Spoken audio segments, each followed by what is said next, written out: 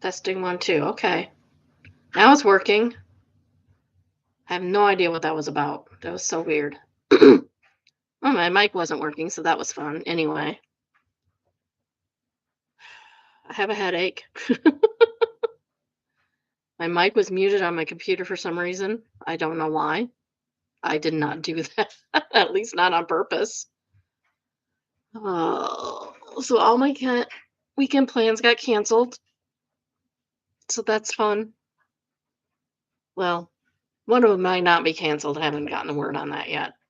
But there's a possibility it could be canceled due to the weather. Tomorrow got canceled due to a family death. Not my family. Um, so that's not fun. But we're rearranging. We're rearranging. My husband's. We're also trying to get together with my husband's friend and his wife, and they've ghosted him.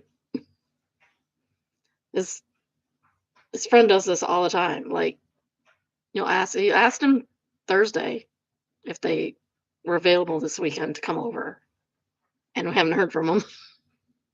Like, tested him Thursday, have heard nothing. At least acknowledge you got a text. Just acknowledge you got a text. That's all we're asking for. So weird. It's so weird. I don't know. I don't know. I don't know about these people. Anyway, so I guess we'll clean house again. I have to have my husband do the cobwebs because there's some pretty bad cobwebs, and I'm not tall enough to reach them with anything we have. We have really high ceilings in the other rooms, and I can't. I just can't. So they sit there until somebody else notices. Oh, so I hope your weekend's going to be better than mine. Anyway, how you doing today? I'm doing okay besides the headache. Um, yeah, I woke up with it. I thought it would go. It did go away for a little while. Now it's back, and it's just naggy. One of those just naggy things. Anyway, well, I guess I'll live. Probably, maybe not. I don't know. Maybe not. All right. I don't have any opening statements, so I got something mildly interesting later. Um, first we have malicious compliance, and it is entitled "My Boomer Manager and His Boomerish Ways of Managing Backfired on Him." So a few years ago, I got the most a-hole boss one could ever have. To give some context, this manager is in his 50s, almost 60s, still preying on younger employees, and that includes me. Ew. Ew, that's gross. People do not do that. That's disgusting. He tries to charm his way to me, but then he learned quickly that I had a boyfriend at the time, so he started a hate campaign towards me.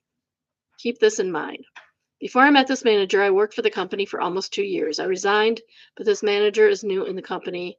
When I am almost done serving my notice period, he stopped me from resigning and offered me a retail manager position. I accepted since it's more pay, less hours, and good for experience. Anyway, back to the present. When this boss started his hate campaign, one of his things is that he hates to see me sitting on my desk trying to do my job, mainly making schedules for the retail, solving complaints, creating proposals for retail improvement, etc. For him, working means being on foot and actually literally moving from place to place. No, it's not. Lots of people have desk jobs. They're called desk jobs for a reason because they're desk jobs. I should add to context that during this hate campaign, he also added my tasks. Apart from being retail manager, he also unofficially appointed me to be quality control checker. So two opposite jobs. I don't know really what to do at that point because I tried doing quality checking, but then I can't also at the same time do some paperwork and focus on my retail. So my position got compromised. He always yell at me. Their syntax is terrible. Terrible. He always yelled at me when he saw me at my desk, even if I'm doing my job. I wouldn't let that happen, so I devised a way to show him what it means if he wanted me to do what he wants. I do the scheduling and the proposals during my break time. Send it to him for approval and do quality checking and make sure he sees me doing quality checking most of the time. Well, first of all, don't work during your breaks because you're not getting paid for that and that's illegal. Now I deliberately send the schedules and proposals to him as expected. He did not read it. He barely even read a simple message, so I waited for him to yell at me for neglecting my retail manager duties. Surprisingly, he did not yell at me. Instead, he called a meeting with the owner of the company and the director to publicly humiliate me during the meeting. He claimed I had failed to do my job as retail manager and that he wants to fire me. Unbeknownst to him, my emails had the owner, the director, and anyone important to the company CC'd on it. Now it's his turn to be humiliated, not even reading the email, and now claiming I failed to do my job. Then I explained to the boss what I was tasked to do and why I did what I did. The boomer boss got fired. I got a raise, but still left the company after a few months for a different opportunity. Top comment is from Hot Enthusiasm, and it's entitled "The funniest part is he created the problem by staying and then act shocked when you prioritize the one he was yelling about. You didn't even have to argue; you just showed the paper trail and let him trip over it. That's the cleanest kind of compliance." Answers he had planned for her to neglect the paperwork and do the checking so that he could fire her with cause. Didn't expect to be outsmarted by BCC.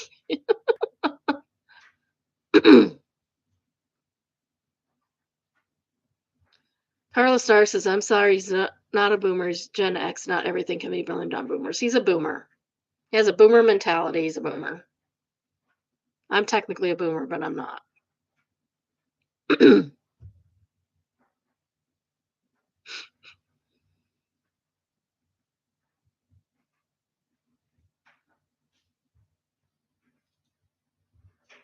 The youngest boomers are 61 now, by the way. Next, we have evil buildings. It says not so evil, but still intriguing enough. And this is in South Amsterdam. And it's quite interesting.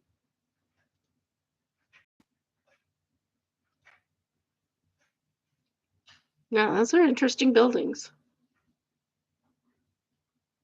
It could almost be a face. I'd like it from another angle. I'd like to see it from another different angle. Here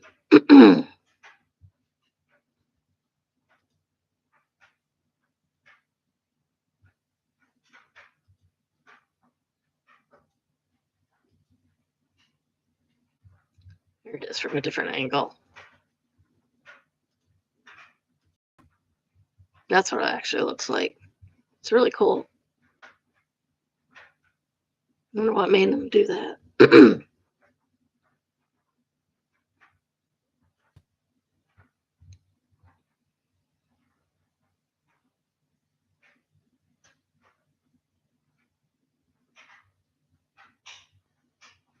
There's any more information.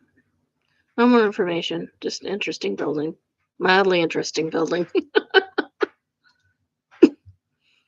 Next is AITAH, and it's entitled AITAH, "We're expecting my stay-at-home wife to do the majority of the housework since I pay 100% of the bills."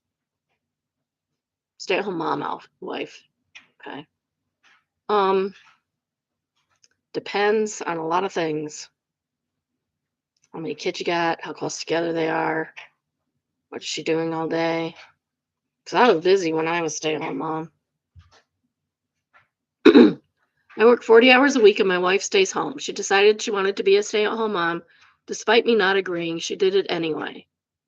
I told her dual income was better. If one of us lost our jobs, we'd still be okay. But she said she didn't want to miss out on her son's elementary years. I understand that. I really do. Of course, he has to miss out on the elementary years. But she has a 10-year-old son and I have no kids. So you have one kid and one kid that's 10, then yeah, she should be doing the majority of the housework. We've been married a year and together for 3. Recently, I heard her complaining to her sister on the phone that I just get home and immediately start playing video games. Well, you shouldn't be doing that either. You're both wrong. How's that? I later confronted her about it. She says she expects me to do 50% of household labor. No, absolutely not. You're home all day. I disagreed because on top of my 40-hour job, I also handle 100% of the finances and 100% of the house and car maintenance, like cutting the yard, trimming the trees, or when something breaks. That's basically, well, my husband doesn't do the cars. I do. I still do my car. So she's carrying a lot of mental load. Doing why? You're at home all day. She seems to think hers is more than mine, but I disagree. We just booked an appointment with a therapist to dive deeper, but I was wondering, AITH. No, you're not. You're not. She has one 10-year-old kid. So that kid's at school most of the day. What is she doing? What is this mental load that she has that's so pressing that she can't do the housework? And I admit I'm not the best housekeeper. I am definitely not the best housekeeper. But I also spend 15 to 20 hours a week doing this thing. And I still am responsible for all of the housework and all of the cooking. Unless I really don't want to. Tonight I might not want to because I have a headache.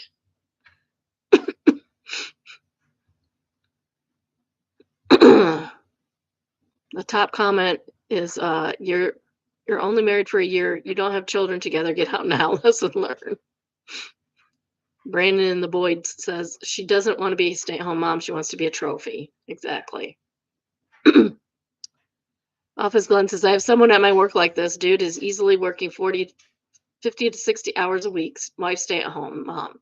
One of the other guys was out with a smoke with him, and his wife called and said in kind of annoyed voice when he was going to come home because she was hungry, and also that he was cooking. What was he cooking for dinner? Apparently, he didn't even flinch. I'd be winging irate. She's a stay-at-home mom. Well, I mean, there are days where honestly, bring dinner home because I've had it. But most of the time, she should be cooking. She should be cooking. She should be doing cleaning, laundry, all of that. She doesn't have another job. That is her job. She doesn't get paid for it, but it's still her job. Shelly's son says, I have a coworker like this. The wife can't cook, clean, take care of the arc worth of pets she has to have, and is too sick with no one knows what to even work. She can go out on shopping trips, spend entire weekends away with friends while sending him jobs to do while she's gone. He works full time, does all the cleaning, cooking, laundry, outside work. He even goes home during lunch to fix her something to eat. Make it make sense. Well, I don't know. Maybe she has depression or something. Sometimes that happens. Barely Wee says, yeah, no kidding. I lost my job around a year ago. And during the last year, my husband's work hours have shot through the roof. Not to carry us, he's salaried, but partly because of his atrocious boss and random emergencies at work.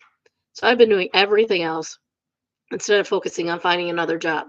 I do cooking, cleaning. I do cooking, cleaning, shopping, lawn care, bills, etc. My goal is that when he gets home and goes to chill, we get to hang out and chill together over the weekend. Plus a chore I take care of here and there. Hell, I was even going to change the oil and filters in our car myself over the weekend, but he wanted to help, so we did it together. I can't imagine not contributing financially and just only contributing half otherwise. That's like a 75-25% split of household duties. Wild. Yeah, for sure.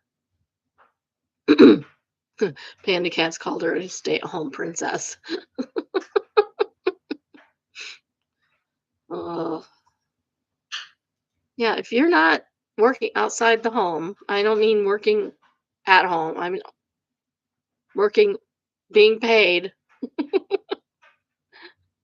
outside of the home, being paid to do your job, whether you're at home or not. You need to pick up the slack. You need to do all of the stuff. Um, my husband does all the outside stuff. I do all the inside stuff. It works for us. But you do have to find out what works for you. Some people are better. Some women even are better off like mowing the lawn and stuff like that rather than cooking and cleaning. But you have to figure out what works for you. Next is Found Satan, and it is entitled Next Door Satan.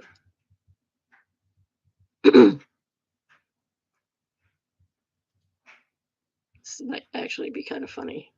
I haven't read it all. It says, this time of year, I grab weeds while I'm walking my dog and weave them into little wreaths that I leave around the neighborhood, specifically because there's a woman on next door who is furious because she thinks they're a sign of witchcraft. I encourage you to do the same. People are so dumb. I swear. That's ridiculous. Blundered Potential says, be the Satan you want to see in the world.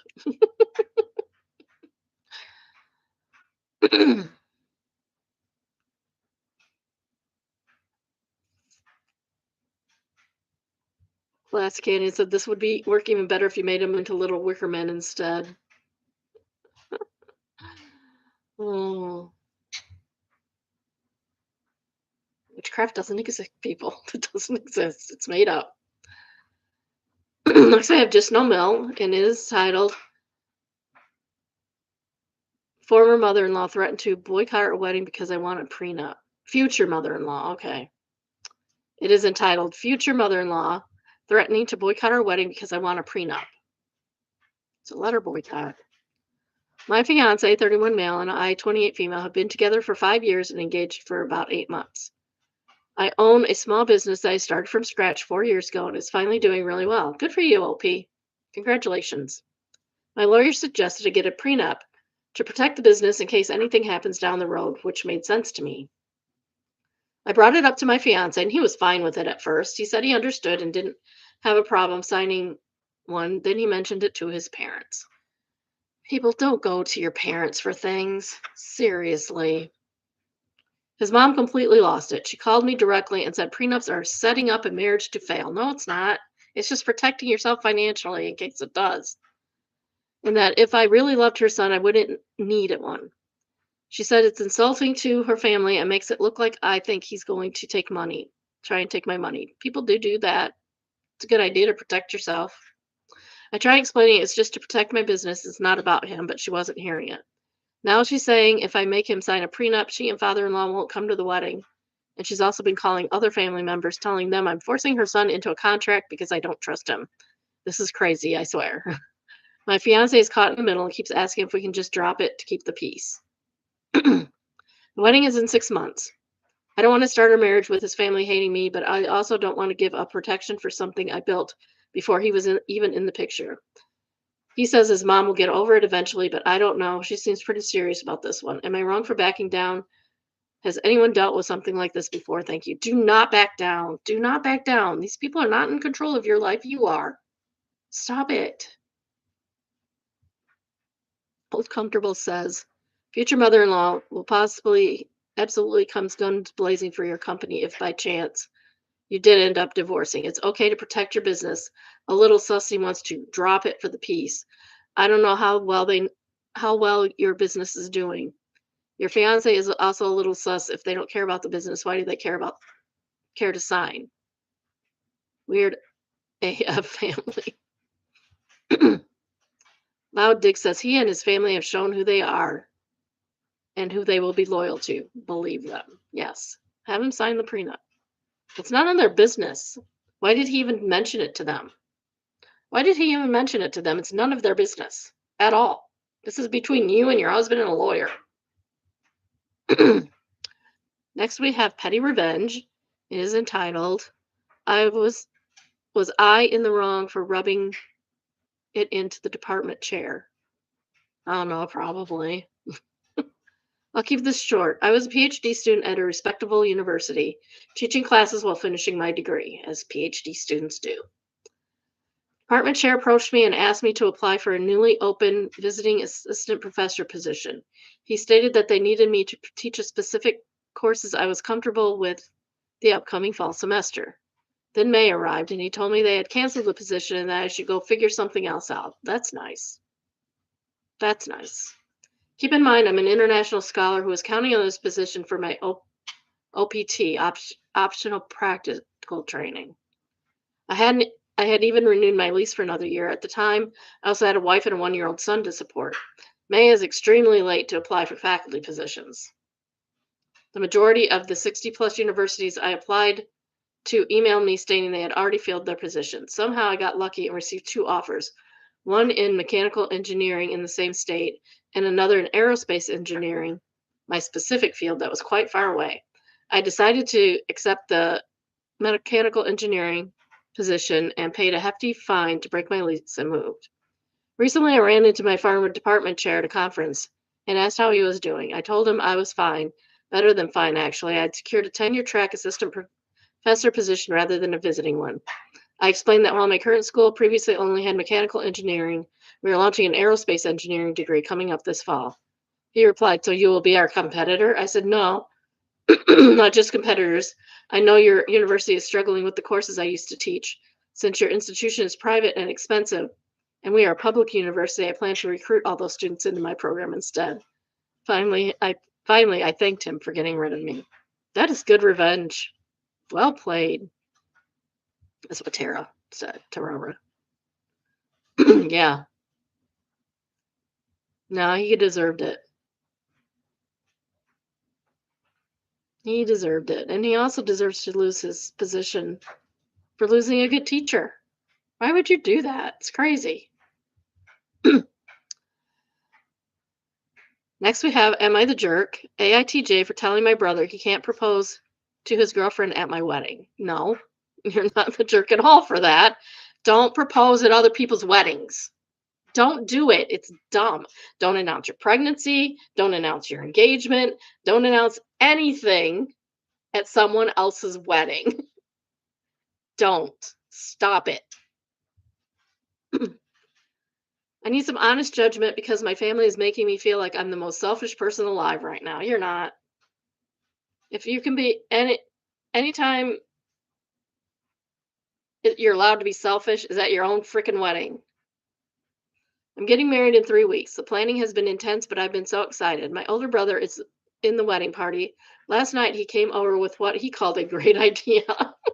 This is how you know it's not a good idea. He asked if during the reception we could have a quick moment to propose to his girlfriend.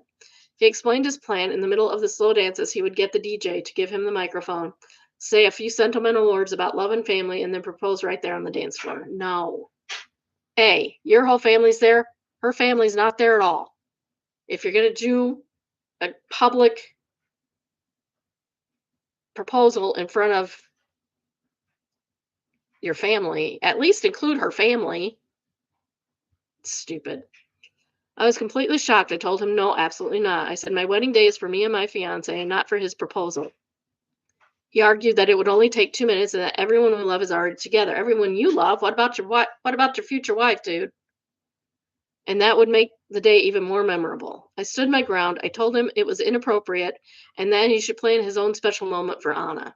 He got really angry. He called me a bridezilla and said I've always been selfish and this is why we aren't closer. And then we laughed. No, we aren't closer because you're an ass.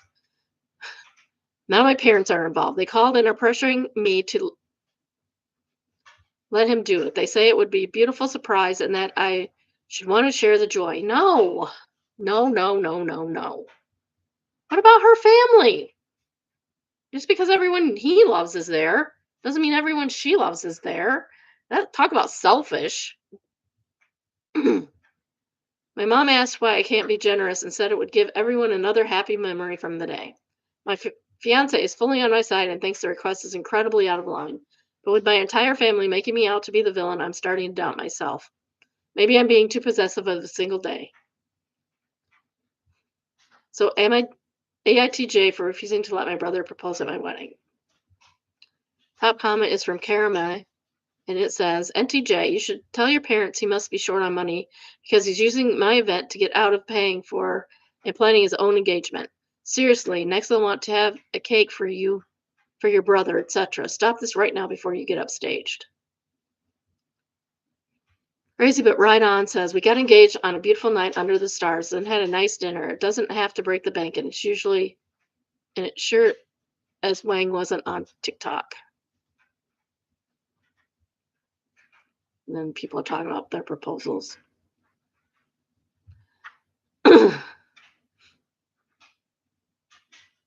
Their tail reject. My mom used to Oh, the retail reject. Okay. The retail reject. I just got it. My mom used my wedding to give my sister a baby shower the day after. She only invited people to the shower I invited to the wedding. Because of my family dynamics, people didn't show up to my wedding because of this. I don't talk to my mother anymore because she couldn't take no for an answer and other things.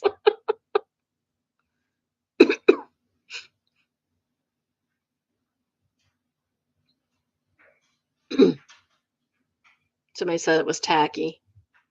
They're not wrong. The second highest rated comment is from Stuck in Nowhereville. NTA, disinvite the girlfriend or your brother and it won't happen. Tell the DJ no one gets the mic except your designated person.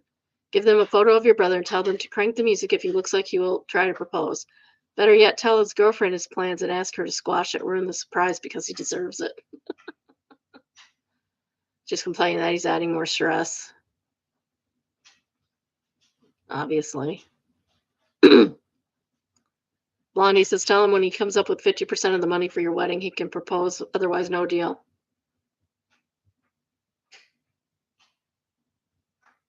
Sensitive C said he would have to pay more than 50%. The greater majority of wedding costs are in the reception, not the ceremony. That's true. That's true. Here we go. Finally, Music with Roxanne says, tell him that he is putting his girlfriend in a horrible spot. Everyone he loves might be there, but her friends and family won't be.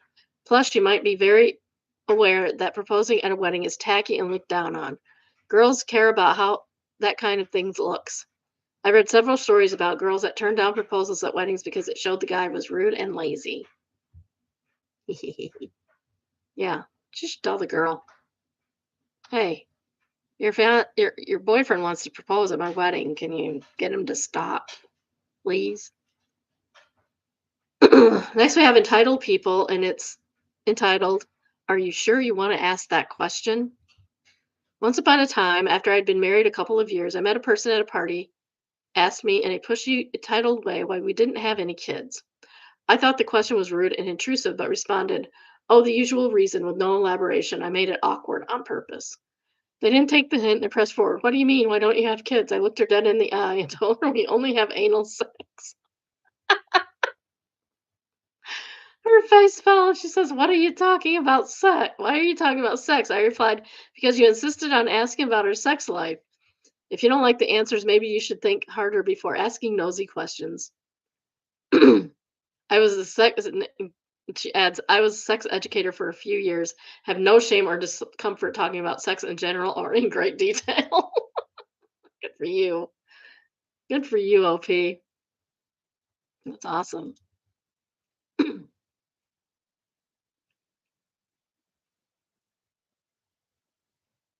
Bambi MD says because I don't want to, because I don't want to isn't answer enough. I usually turn the question around and say, why are you so interested in what's happening in my vagina?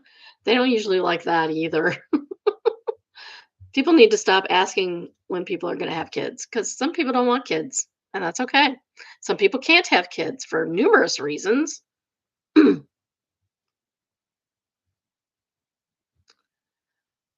Christmas present from my dad. This is from Expectation versus Reality. This is the AI representation of what they were supposed to get. I guess the name is supposed to go there, I assume. That is really cool. Do you think it looks like that? It says Rufus. See this? Yeah, that's why nobody wants your stuff, dude. I looked into buying a pillow similar to this, but it was a construction equipment, a backhoe type of thing. But then I found out that it was going to look like this, not like a backhoe.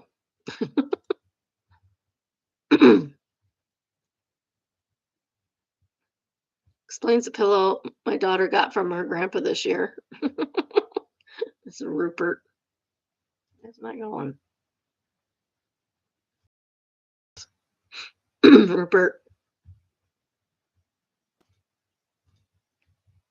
your daughter Rupert. It's a long story, but it's a nickname I gave my dad over 20 years ago, and it's stuck, and now my daughter calls him that. That's funny. It's really funny. All right. If you haven't already, please like, subscribe, and turn on your notifications. I try to go live at least 4 times a week, usually about noon Eastern time. Tell your friends, tell your coworkers, tell your family, tell your enemies. If you have a story of your own or come across a good one in the wild, please send us an email entitled submission. You can also uh, do that if you find a subreddit we could add. If you would like an email link to the day's current live, send an email entitled subscribe. The email is biddybrunchbunch, all one word, at gmail.com. And the email address is also in the description. And I have notes on that we are going to need later.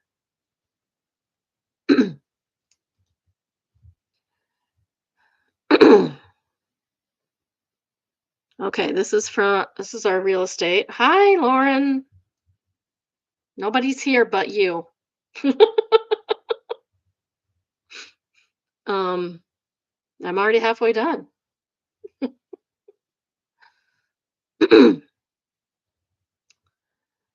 So this is a real estate section, and it is entitled "The Realtor Was Wrong. The current owner makes memories in the attic. His house is worth double now."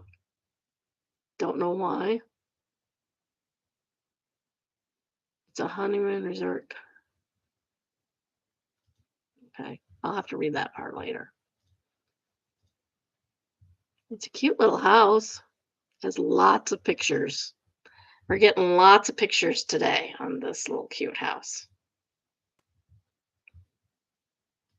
At least this one has a garage.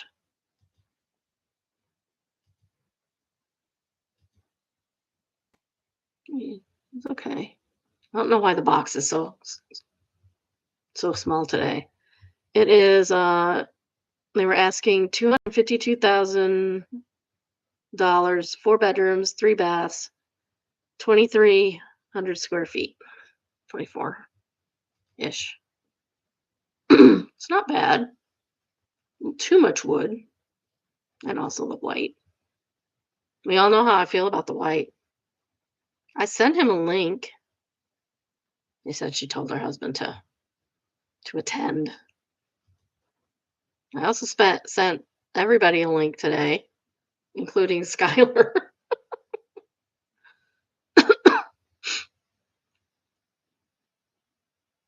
Oh, oh, that's not as little as it looked, unless that's a different table. I'm confused.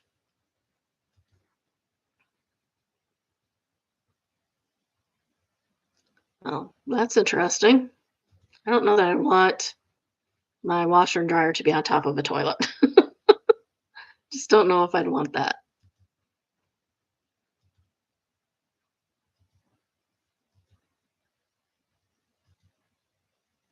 Oh, that's cool. Holy cow. That's a cool room.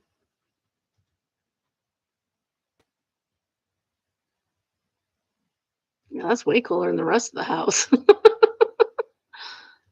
Why is it on a platform like that, though? It's weird. And why isn't it made like a bed? Oh. I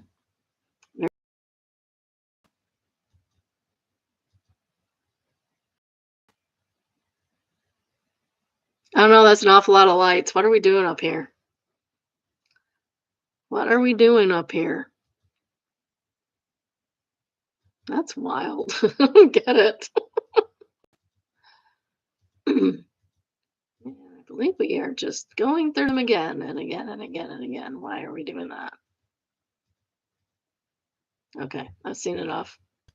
They just start going through them again, like they're up there for 3 times. Realtor not doing them any favors. Well, this is in Honesdale, Pennsylvania. It's 4 bedrooms, 3 baths, 2,300 square feet.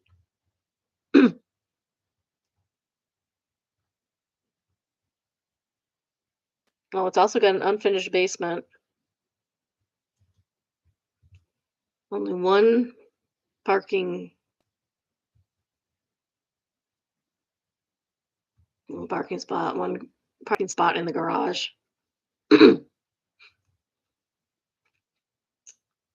Deck, porch, public paved road, which is nice. Does have off-street parking.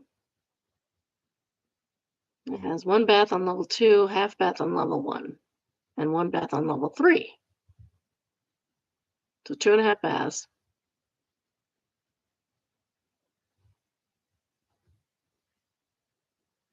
It was sold in 2022. Where is it still up? That's weird. Usually takes pictures down. I don't see. Oh, property tax is only $4,000 a year. That's not bad. Not bad at all. It says explains the previous owner worked at local Poconos honeymoon resort Cove Haven and repurposed old fixtures and carpet from in there. Hmm.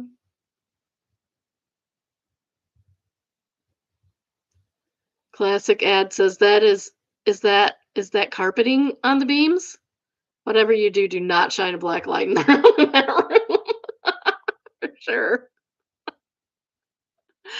Is there a place that muffles the screams? Hey, there's nothing wrong with having a healthy sex life. Don't don't complain because other people are getting more than you are. Oh, next we have confession, and it is entitled "I caused people to drop out of university due to a lie I told." I started university in September 2019, and by March 2020, everyone had to return home due to COVID-19 restrictions. This meant that all exams, which would have otherwise been in person, were moved online and made an open book. Our course, like many, had Facebook group chat that was used for support, reminders, and sending memes. When it came to exam season, essay questions were released at 9 o'clock, and we had about 3 hours from when we first opened the exam documents to submit our final answers. Our university has a strict plagiarism policy that specifically outlined students that should not discuss the contents of the exam whilst they were going on.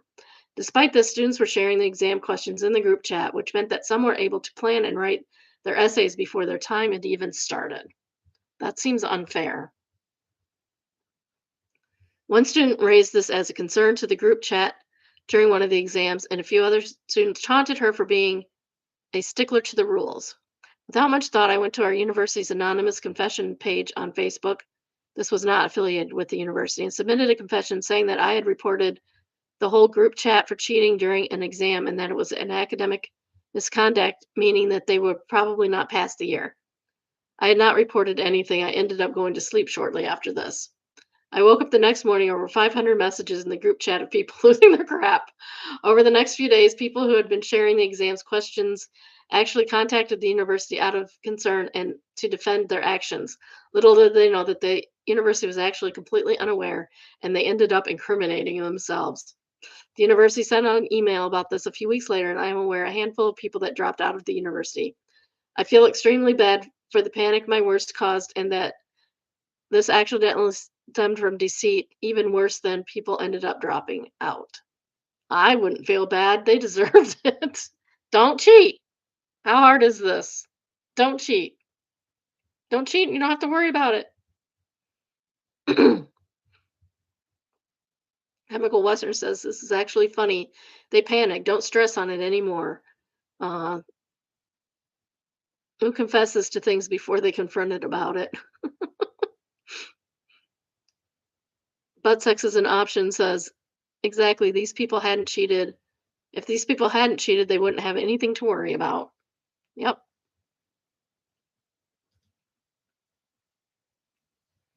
Princess says, to be fair, as an academic, plagiarism rules exist for a reason. You did a disservice to those who were cheating. No, they didn't. But those who were cheating were doing a massive disservice to their own selves and to the profession as a whole.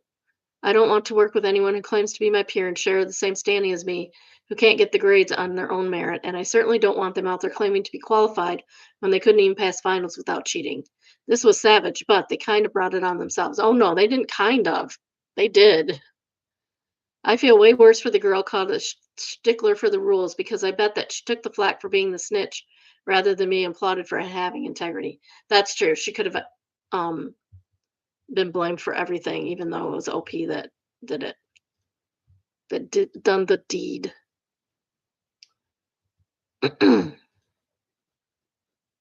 This is entitled Eye Contact from Across the Pond. And it is shoot. Now I can't remember what it was on. Interesting AF. And it's a video. Forgot to do that. Okay. Oh, I forgot to share. Stop, stop, stop. Go back.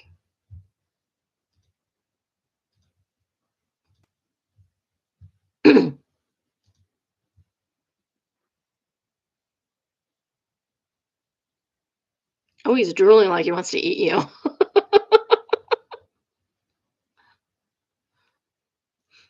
That bear want to eat you. He can taste you already. I'd be getting out of there. I would be getting out of there like pronto.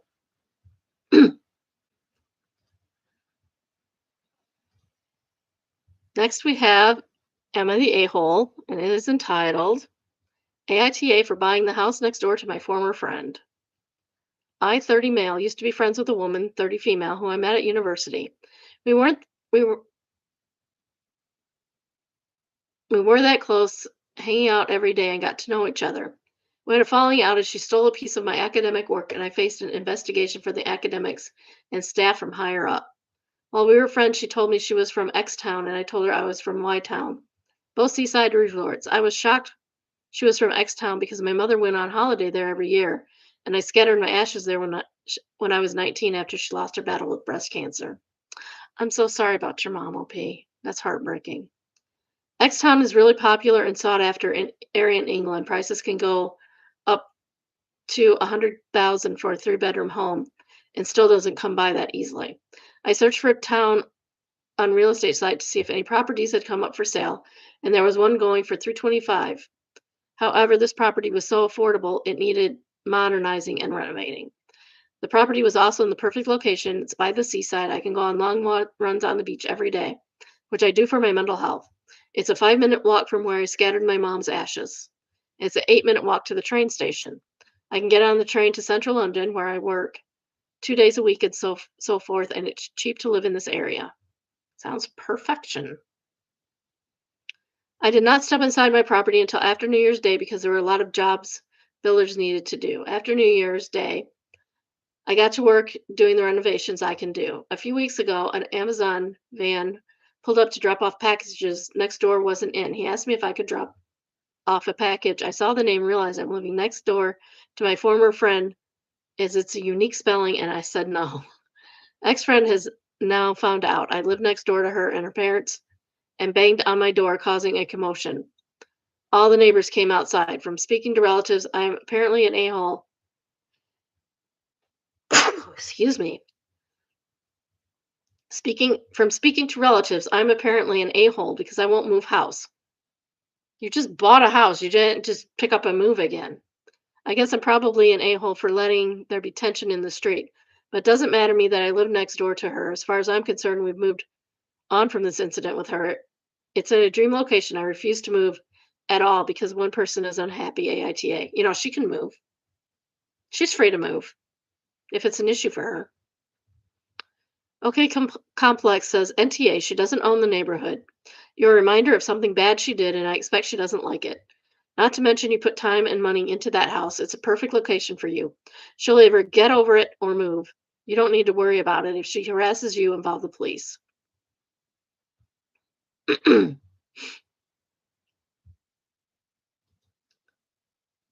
NTA, but cameras and fences are your friends.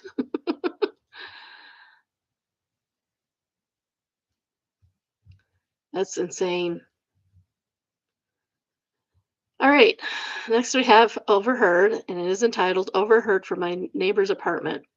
I could hear some news program playing. Neighbor's guy is probably in his mid-40s. You can suck it, Greg Bavino.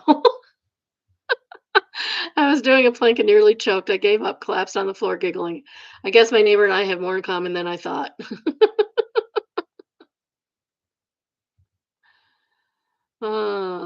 Preparation Key says, I might have been your neighbor. Wait, mid 40s? No, not me. I bet somebody heard me even though I live in the country. Because you yell it loud enough, don't you? Judo Saw says, a couple of days ago, I was leaving for work and heard my 60-some-year-old neighbor angrily yell, he's a pedophile and a fascist. Decent guy. King says these comments are giving me hope.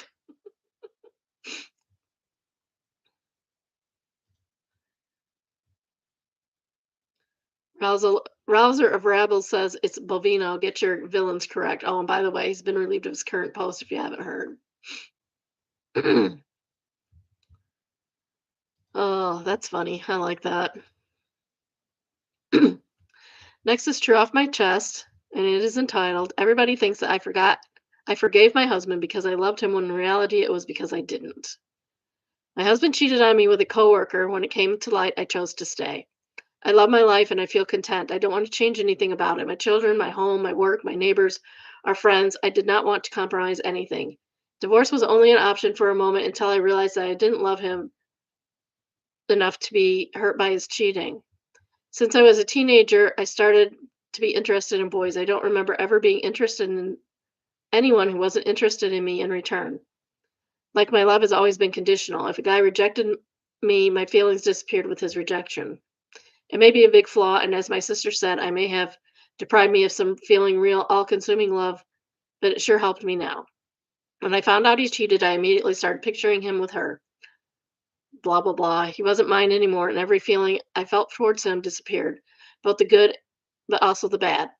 People think I forgave him because I love him so much, but I don't think I would be able to forgive someone that I love. My heart wouldn't be have taken it. Of course, I don't tell anyone that. I let them think what they want. All is good. I want to stay anonymous. Thank you for letting me vent here. That's a lot. Yeah, she doesn't love him. She doesn't hate him either. She's just indifferent. I mean, if it's working for her, I guess, but he's going to do it again and again and again and definitely get tested for STDs.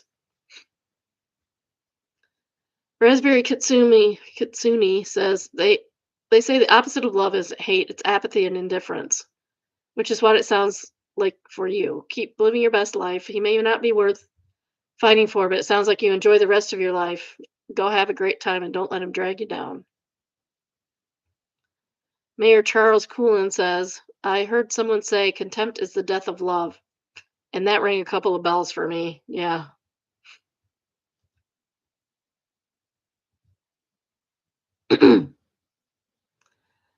Edith Stanley has the next top comment, and it says, I'm seeing my friend go through a horrific divorce that is tearing her apart, so I totally get this. Are you still intimate with him? Sorry if that's TMI. I just wondered if you're able to pretend you love him. How's your relationship with him? No True says, no, we are not intimate, and I was honest with him about not wanting that anymore. He's free to leave the relationship or continue cheating. Wow. I guess she's made her bed. I hope it goes well for her. But I have a feeling that they're gonna end up divorced anyway because he's gonna find somebody.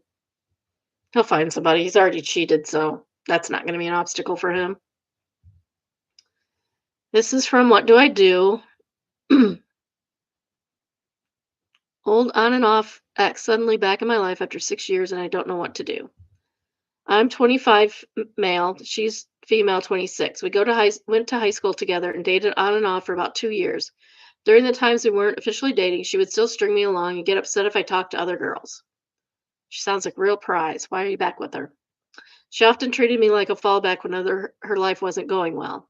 She graduated a year before me, and honestly, a few weeks after that, I was pretty much over her. Over the next 6 years, we barely spoke, maybe a few sentences total. A couple of months ago, she suddenly reached out. She had separated from her abusive husband and lost custody of her child. Okay, if her husband is that abusive, why are they giving the child to him? This is what we call a red flag. And now suddenly I exist again. To be honest, I hadn't thought about her in years and kind of forgot she was even part of my life. Now she texts me almost daily asking me to come over to her place. I've said no every time, but she keeps asking. Dude, block her. Eventually, I asked why she's so insistent on me coming over, and these were her responses. Okay, so we do have the text messages, of course. um, what are you doing? And it says I'm at work. Okay, till when? 1 a.m. When don't you work? Pretty much never. What else am I supposed to do? I got no friends or family. Says you forgot about me. I'm paraphrasing, of course. In my defense, up until about a week ago, we've only spoken like 3 times in the last 6 years. She says you're right. He says he's always right. um, what are you doing, Wanger? WTF? I didn't get a notification. 3 days late, but I'm doing good. Did you at least go see your kid today? Says no worries, and that's good. And yes, I did. I got to see her from 10 to 7. This was the day after Christmas, so it was around Christmas time. Blah blah blah blah blah. Not very interesting. She wants to know when he's hanging out, when he wants to hang out. He says, I don't understand why you're so hell bent on me coming over. You don't even know me like that anymore. It's been 6 years of no contact, and you think we're just automatically best friends again. She says, because I'm not doing crap where I'm asking you all the time. He says, I don't understand why you're. Oh, never mind. She says, way to assume stuff. He says, I'm not assuming anything. I'm just hella confused as to why you want to hang out so bad. She says she'll pass. And then tells him that she wants to become friends again. Just block her. She's not worth this. She's not worth anything.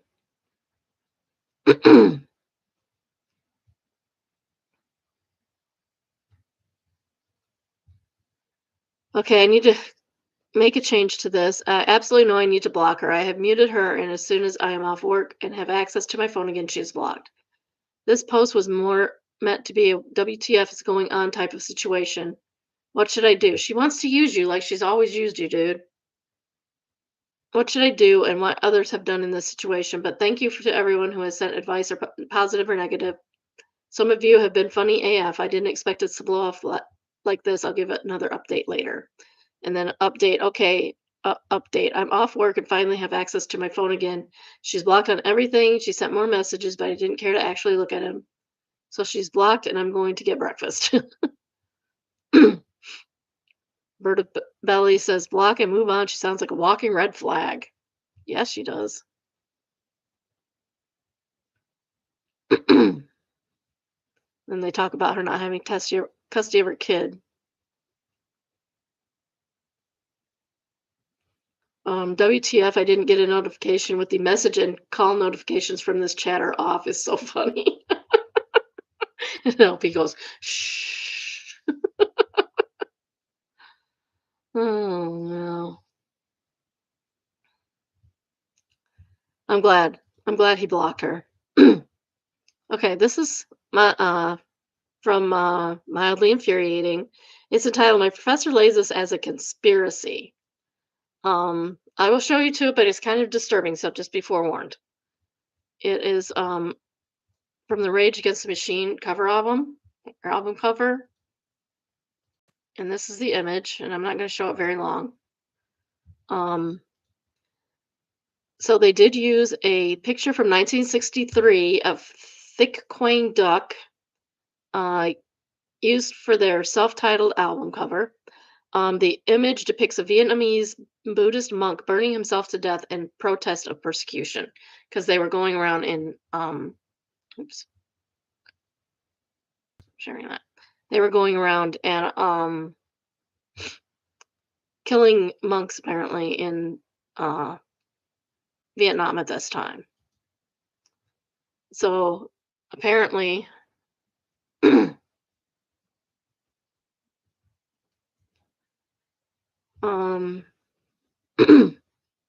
professor doesn't like it. I don't get why you can't just show him the Wikipedia page. Say, this is it.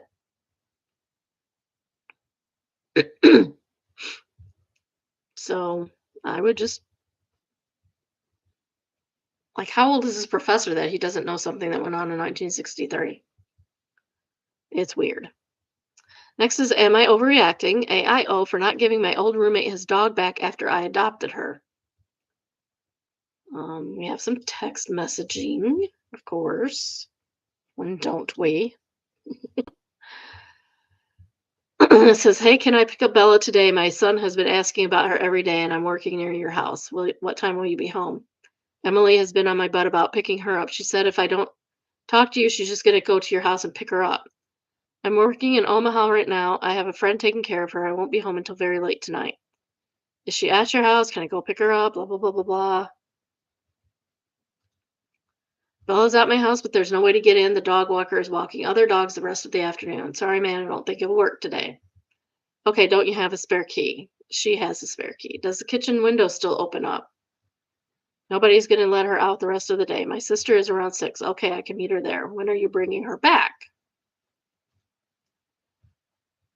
She can go over there whenever you want. She needs to go to the vet and get shots. I might have the mobile vet come tomorrow and give her them. Are you still working at Midwest? And this is a copy of an old text that says, hey, man, do you know anyone who would want Bella? I can't keep her where I'm staying, and I want her to go to a good home. So he gave the dog away, or she did. She'll say my dad's, but he's randomly retired and moved to Arkansas. He can't take her because he's going to be traveling a lot. And OP says, I will take her. I miss the heck out of her. When do you need to pick her up? Says, what are you talking about? You gave her up. I've taken her to the vet and spent a ton of money on her. Says, I didn't give her up. It was just temporary. Sorry if I worded it wrong. Well, that's on you. You gave your dog away. She says, you never once said it was temporary. You worded it as being permanent. I'm sorry you had to change your heart, but it's not happening. It's been 5 weeks and you haven't asked about her one time. How is she doing or anything? So they've ignored the dog for 5 freaking weeks. I have asked you how she's doing twice. You never responded. Marcus thinks it's his dog and wants to see her and asks about her every day. I just want him to see her. I'm not trying to fight. I'm picking her up today. I will bring her back Friday. Sound good? No, I'm out of town working and I'm not having you at my house when I'm not there. That sounds reasonable. Okay, I'll pick her up tomorrow. And she says, Cody, I'm sorry this has to be this way, but I don't trust you, and you have given me no reason to trust you after all the crap you have done. And because of that, I will never trust you to bring Bella back, so it's not happening. He says, that's fine. I just talked to Emily's aunt. She's a lawyer. She says there's no way you can keep her. You are truly a pathetic person, man. Her husband has a state trooper as well. What time will you be home tonight? I knew this would come back to bite me in the butt. Try to do the right thing, and I have to deal with this. He says he has a beautiful family and blah, blah, blah, do nice, and ask for the kids, and says that they're being a dick. Sorry, but you can't watch my dog for 4 weeks. I refuse to give her back to us and my kids. Yes, I can. Because you gave her to me. I don't know. I know it was a misunderstanding, but you're being ridiculous. Don't let our past interfere with my family. Are you home? I'm going to come over with Emily's uncle. We are eating dinner now. I have 7 years of records of vet bills. Okay, and all the proof she is my dog. That's not, no, because she has a text proving that it's her dog. I assume it's her. I messaged 5 other people and asked if they could watch her before I asked you. We'll be there 8 to 8:30. I told you I'd reimburse you on the vet bills. He asked me to take his dog. Is it a girl? I can't tell. I can't tell if they're female or male. He asked me to take his dog 5 weeks ago with wording suggesting it was permanent. He never once asked how she was doing in the time I've had her. He dropped her off with no collar, no leash, no food, nothing. I wasn't home, so he left her with a friend of mine until I got back into town. No timeline or financial compensation was ever discussed to show it was temporary. Backstory, the guy used to be my roommate about 4 years ago. He moved all his stuff out when I was out of town at a funeral. He owed me for the previous month's rent and bills, which was about $900. He stole several of my personal items, including my compound bow and work tools. I've had the dog for almost 6 weeks, zero contact from him in that time frame. I took her to the vet and got her chipped and all of her vaccines. It was over $465, and now he wants her back. Do you think I'm overreacting? No. Sir Cat says, I love how these kinds of people always suddenly have a good friend or family member that's a lawyer or a police officer. In this case, both. He's really committed to the bit. No, you gave your dog away. Update. Ooh, update. Here's a bit of confusion about the timeline. I was out of town yesterday, came back today. I'm with Bella now. My windows and locks are all fixed and work. He's referring to a window we used to leave unlocked in case we lost a key. I have cameras everywhere. He's an extremely lazy person, so I doubt I would do anything but talk. He did not come by with the state trooper as of 9:07. Bella is chipped in my name. The dog watcher is aware of the situation, and I will be in town and not working late for the distant future. I will try to remember to keep you all updated if he harasses me anymore and escalates in any way. I've never had anywhere close to this type of response on any social media. So I apologize if I did not respond to everybody, but I really did try. Thanks to everyone. I don't think anyone expects you to respond to everybody on Reddit at all, ever. NB Coat says, hi there, vet here. It would be worth calling your vet and asking him to flag your chart not to disclose information to anyone who isn't you. They shouldn't do that, but sometimes new employees do things they shouldn't. Yeah, like let people take campers out of storage.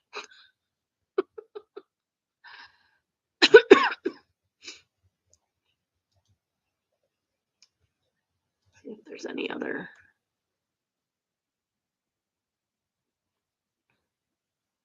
Yeah, so Chasing Shade says, I want her to go to a good home is 100% giving your dog away. How much money has he given you to taking care of her? If in fact he did give you any basically pet sit, that is money for food and money for care. So how much is that? If you agreed on any type of co-parent situation, you're never getting that dog back, in my opinion.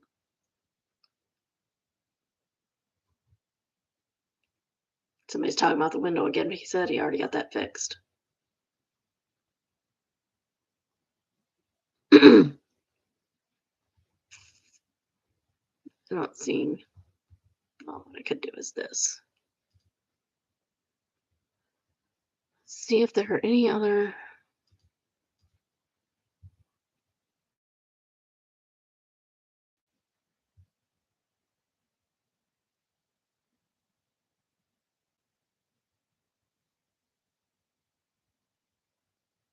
I don't see any more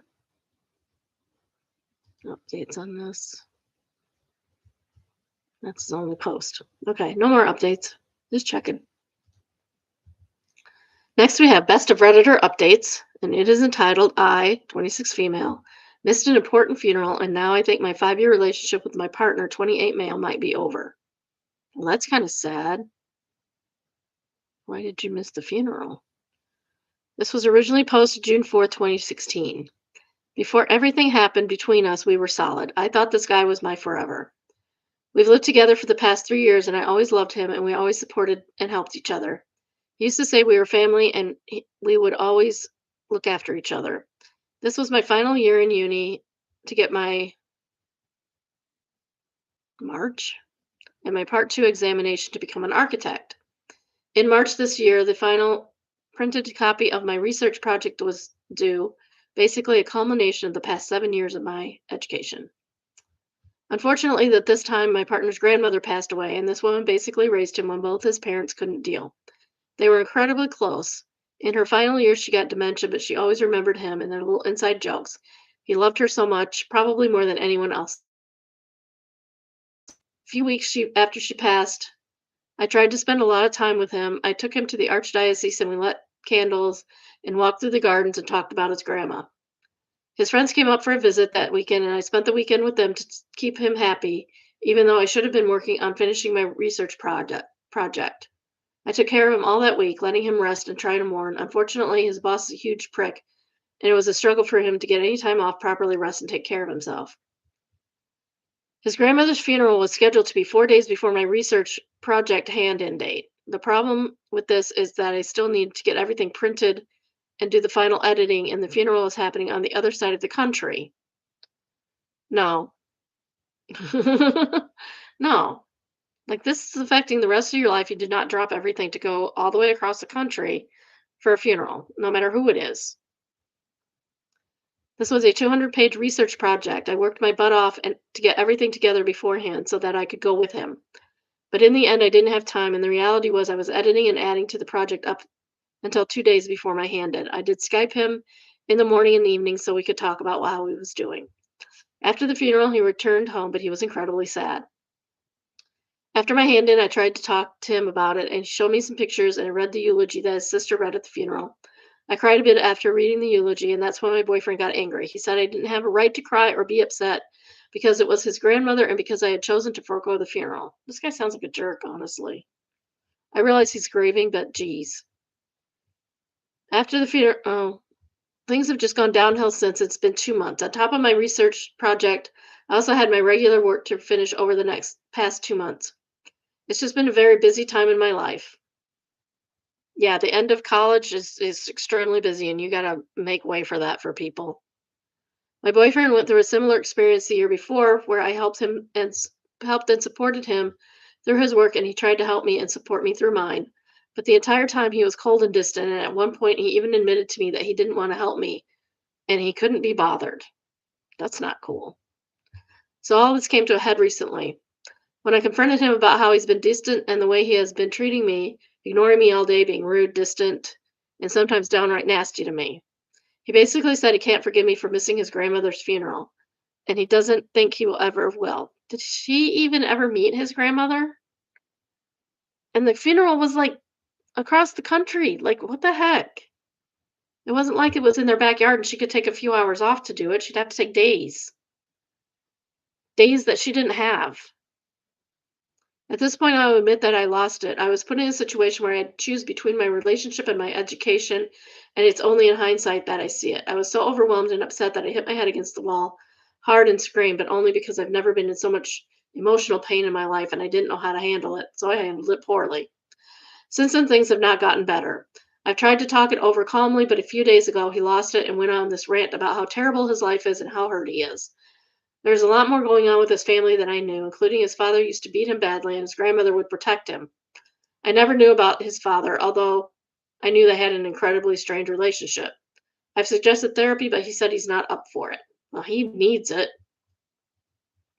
We talked about a solution, and he thinks I need to go back to my home country by myself for a few weeks and be with my family and leave him alone for that time so he can think and mourn alone. He also said that he thinks he is thinking about moving out of our flat at the end of the summer to go live with some friends, but he said that he wants us to stay together. Once you move out, that doesn't happen. You don't stay together. Highly unlikely.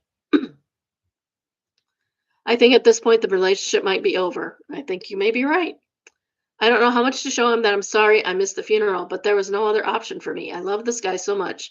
But if this is how our relationship is going to be, I don't think I can do it. I need perspective on this issue and some advice on how to apologize properly. You don't need to apologize. You've done nothing wrong. You've done nothing wrong. He's had months to deal with this, and if it's not out of his system yet, it's never going to be. And if not, maybe some advice on how to end a long term relationship. Edit. A lot of people have been mentioning this. I did ask for an extension from my academic advisor, and he told me that the school does not grant extensions under any circumstances. The way my university handles mitigating circumstances for graduate projects is they expect you to turn in whatever work you have completed by the deadline, and then they allow you to resubmit the complete project at the end of the next grading cycle. However, this would mean that I would not be allowed to graduate this year, and I would have to wait till the next graduation cycle. Also, I should mention that we usually return to my home country for a few weeks in the summer to visit my family, a trip that wasn't planned or set for this summer, but we had discussed it for a possibility of that, and that's why it's not a completely unreasonable request that I go home for a while. Top comments. Thrice Fried Chip says, I would suggest that if he is going through this emotional turmoil over his grandmother, he should leave the house. By all needs, if he needs space, he should take it, but you should not have to leave your home or the country for him to grieve. STD advice says, if he can't forgive you, there can be no relationship. Exactly. And if his conditions for grieving involve you moving out, then yes, it's over. If he doesn't forgive you, then every disagreement comes up, he's going to pull out this incident and bludgeon you with it. It's true. It's also clear he has never fully opened up to you. The fact that he only just found out how bad his childhood was is a bad sign. It's the sort of thing you talk about with people you are close to because it helps explain how you deal with the world. It's a level of vulnerability that leads to a deeper level of trust. And always choose education over relationship. Significant others come and go. The only permanent relationship in your life is with yourself. Emmer said, your boyfriend needs to recognize that you can't move a graduation thesis deadline. This was a culmination of higher education that you have been working on for 7 years. It's not the kind of thing you blow off, even for a funeral.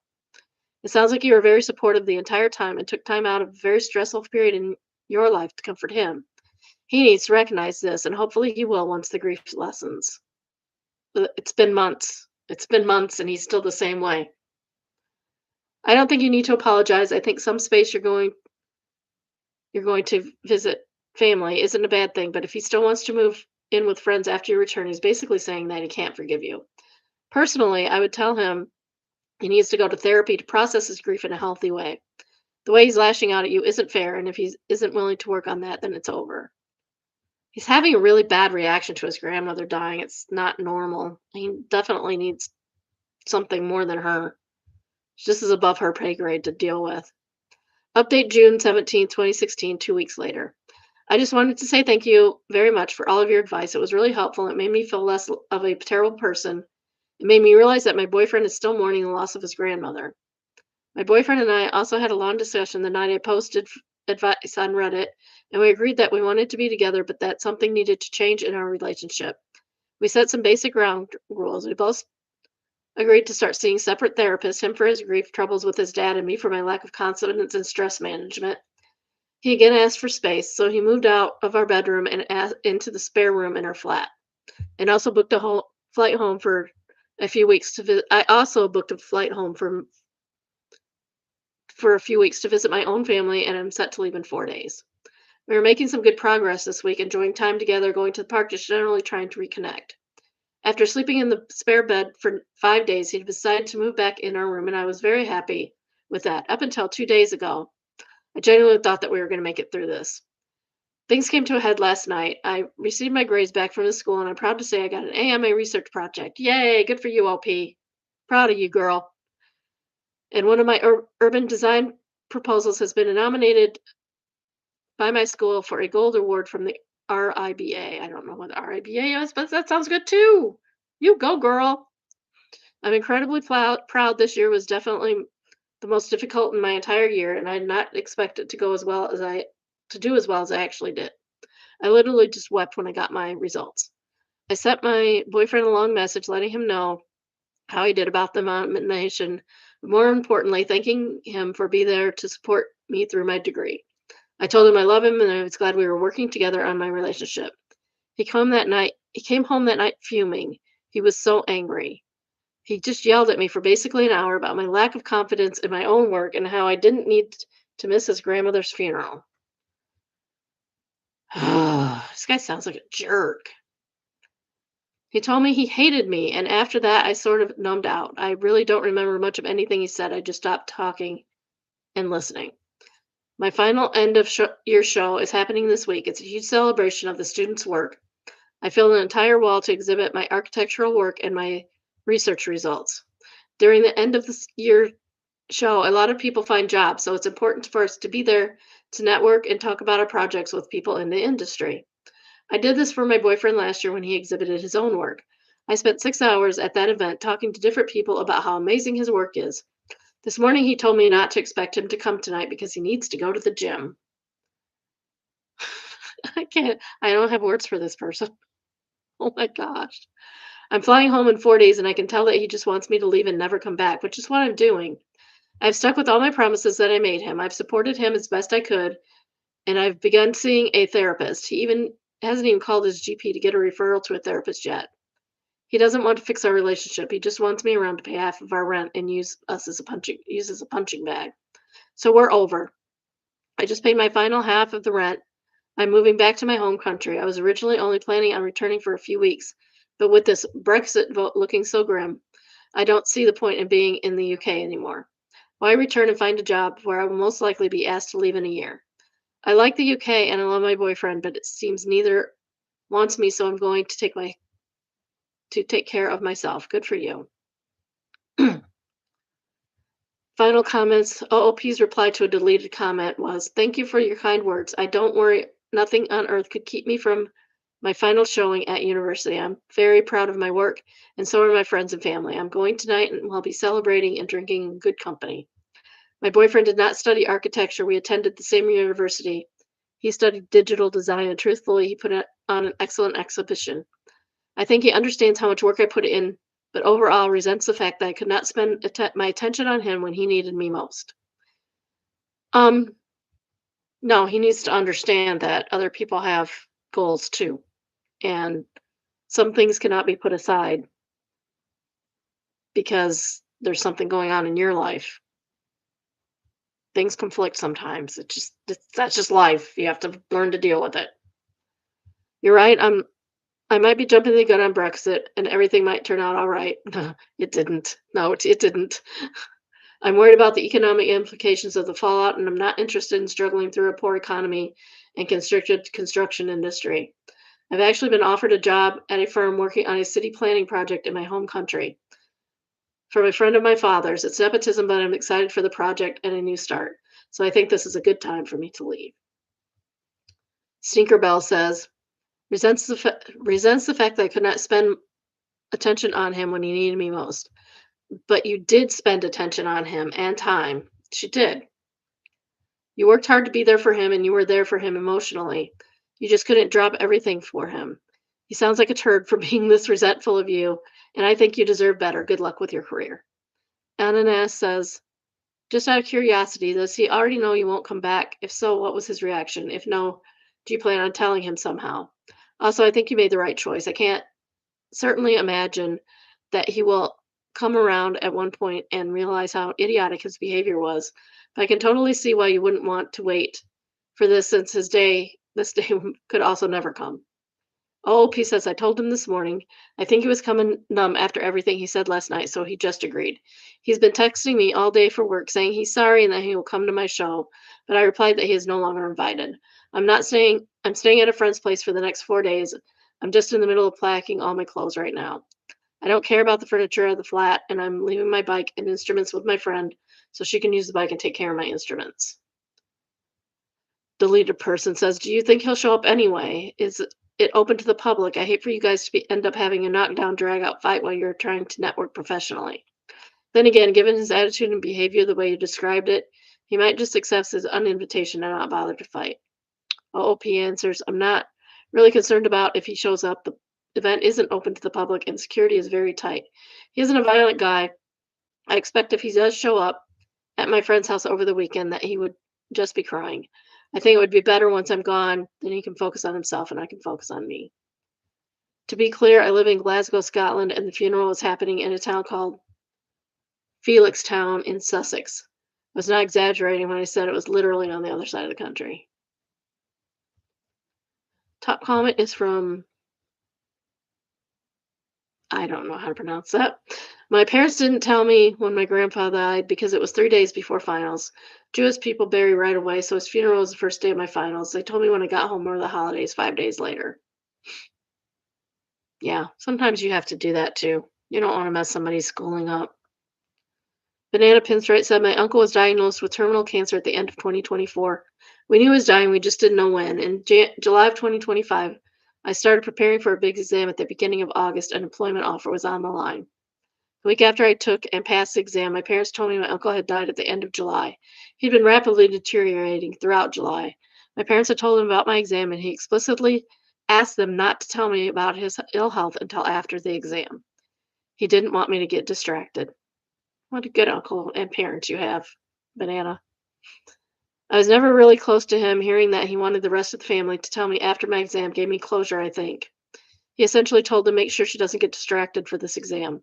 My aunt confirmed kind an act of caring such as this was very in character for him. I'm a bit sad I couldn't make it to his funeral, but I get to remember him as a shy, caring, kind man. Necrophiliac says, during my final year in high school, my granddad died of his own battle of cancer. I adored that man. He taught me so much. I knew how he valued my education. If I were to go to the funeral, I'd miss a good portion of my final exams. So I did what I knew he would would have wanted. I sat the exams instead and still did okay. Channeling his love of knowledge and knowing doing this meant he was still with me and that he would be proud and give me peace. My family agreed and I never got any pushback. I think he was happy to know that he aided you in your exams by making sure you could focus, was proud you did well, even if you weren't close. Doing the exams without anything else pulling your mind away means he was there for you, literally fulfilling his wishes. Yeah, you can't always go to the funeral, unfortunately. I've missed funerals. Funerals I wish I could have gone to. And last we have Made Me Smile, and it says, dude couldn't wait to evolve from dad jokes to grandpa jokes.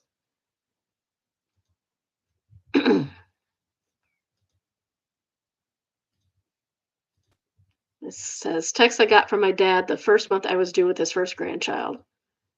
It's the t-shirt saying, this guy is going to be a grandpa. No, and the going to be is marked out, so this guy is a grandpa.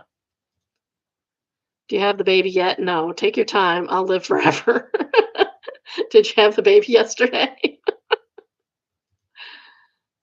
Hurry up. Can you do the baby thing soon? She says, working on it. He says, still waiting.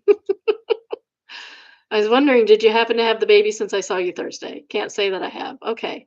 I've been behind in text messages, so I wanted to make sure I didn't miss anything.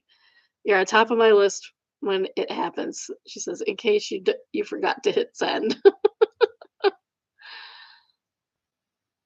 Somebody in labor, she goes, yo, is this happening or what? And she says, apparently not.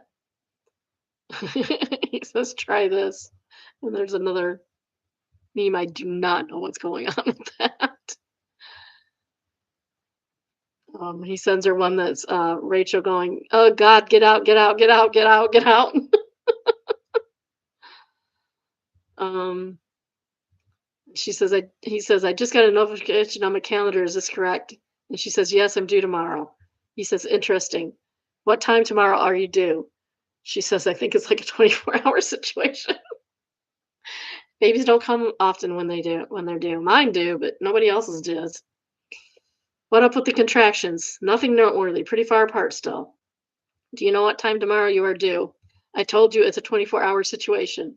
I thought you could be a little more specific once it gets closer, kind of like the weather. She says, nope, I wish. He says, you shouldn't waste your wishes on the time you use your wishes that it happens soon. Aw, he's a good dad. He says, for God's sake, dilate more. She says, I'm trying. And he says, or push memes and let's go. Oh, who wouldn't want that for a dad? That's so funny. Yes. No eagles. A top comment. And she says, next message she sends, you gotta mess with him a bit. Dude, due date got moved back a week. We'll update you with the new time of delivery. Doctors called and said that I'm not actually pregnant, anything. Somebody answers that with, we're gonna circle back after the weekend. Troy V says, sorry we missed you. We will attempt another delivery tomorrow. Random user number says they took the baby out, but said it looks like it could use a little more finishing, so put it back in for another day or two. Key representative said, what time? No notes. OP says, now you get a taste of what I had to endure when I got you. Her mother, probably.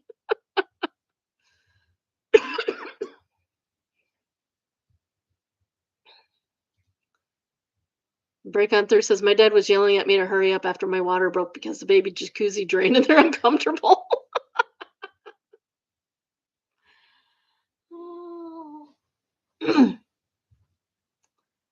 Cobra was taken, answered a few a few comments later.